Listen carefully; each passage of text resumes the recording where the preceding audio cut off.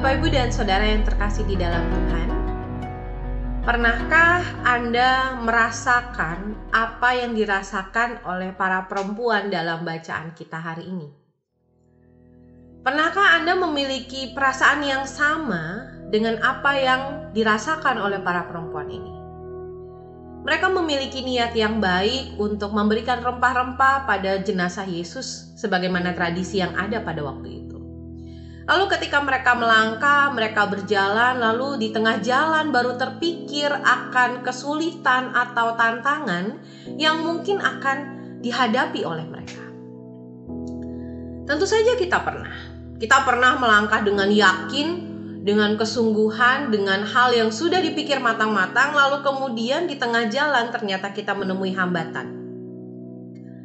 Lalu pernahkah kemudian kita merasakan bahwa apa yang kita pikirkan itu ternyata yang juga Tuhan pikirkan?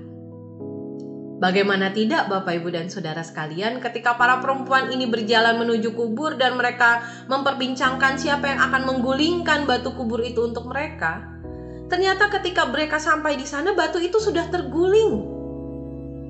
Pintu sudah terbuka.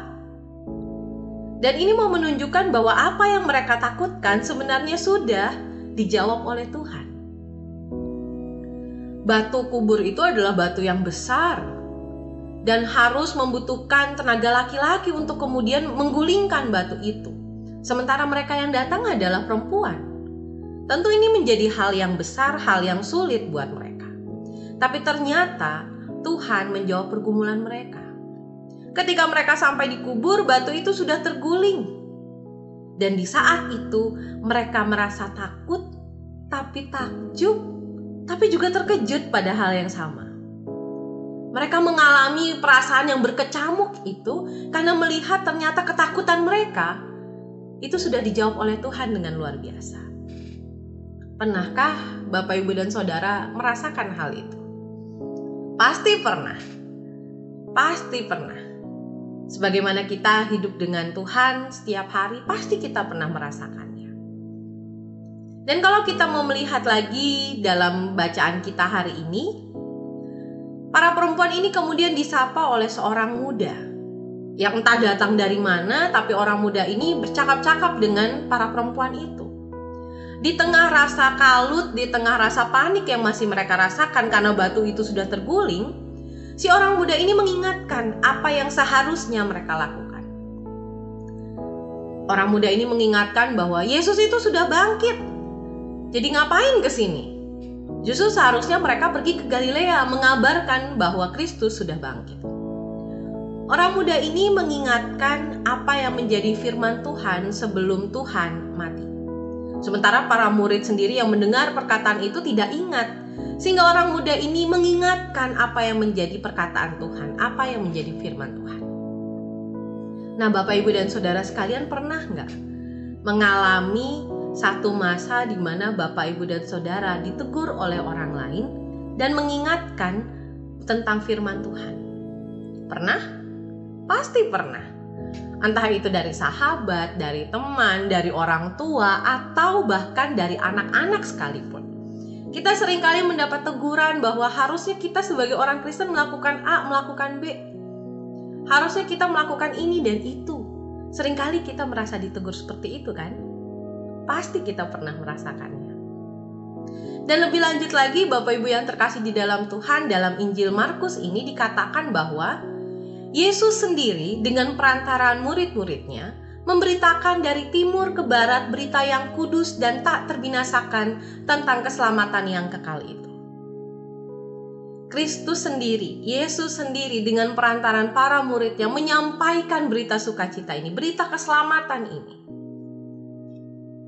Nah, pernahkah kita juga dipakai Tuhan untuk membicarakan karya kasih Tuhan, untuk menyampaikan bahwa keselamatan itu datang dari Tuhan? Pernah? Pasti pernah. Namanya kita berinteraksi dengan orang lain, namanya kita berjumpa dengan orang-orang di sekitar kita, pastilah keluar dari mulut kita perkataan yang mengatakan bahwa Yesus itulah juru selamat. Yesus itulah yang telah menyelamatkan kita. Pasti pernah kan?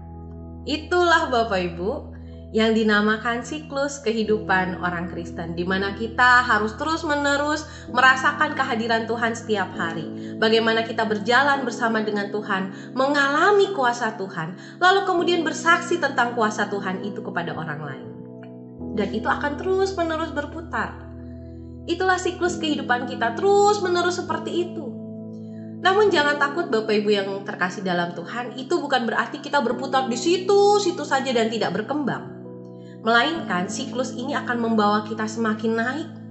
Semakin kaya pengalaman kita bersama dengan Tuhan, semakin banyak hal yang bisa kita saksikan kepada orang-orang lain tentang Tuhan. Inilah yang perlu kita lakukan Bapak Ibu. Bukalah mata kita, telinga kita, dan mulut kita untuk mempersaksikan apa yang menjadi pekerjaan Tuhan dalam kehidupan kita. Sehingga kita tidak mungkin kehabisan cerita untuk kita bagikan kepada orang lain. Daripada kita menyebarkan berita hoax, lebih baik kita menyebarkan berita tentang bagaimana kuasa Tuhan itu ada dalam kehidupan kita. Jadi mari Bapak Ibu kita membuka kehidupan kita supaya Tuhan bekerja di dalamnya. Supaya makin banyak kita mengalami perjumpaan dengan Tuhan, pengalaman dengan Tuhan, sehingga kita juga punya bahan cerita yang luar biasa banyak untuk dibagikan kepada orang-orang lain. Mari kita jalani hari-hari kehidupan kita bersama dengan Tuhan, supaya kita pun bisa menjadi saksi tentang pekerjaannya. Tuhan Yesus memberkati.